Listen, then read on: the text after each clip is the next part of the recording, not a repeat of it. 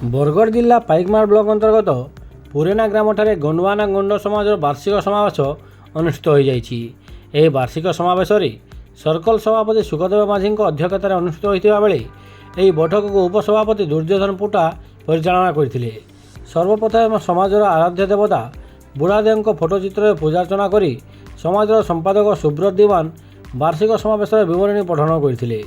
ବୈଠକରେ ସମାଜର ପରିବାର ଲୋକମାନଙ୍କ ଉନ୍ନତି ପାଇଁ ଶିକ୍ଷା, ସ୍ୱାସ୍ଥ୍ୟ, ବିବାହ ପ୍ରଥା, ନିଶା ନିବାରଣ ଉପରେ ଗୁରୁତ୍ୱାରୋପ କରାଯାଇ ବିଧିବଦ୍ଧ ନିଷ୍ପତ୍ତି ନିଆଯାଇଥିଲା।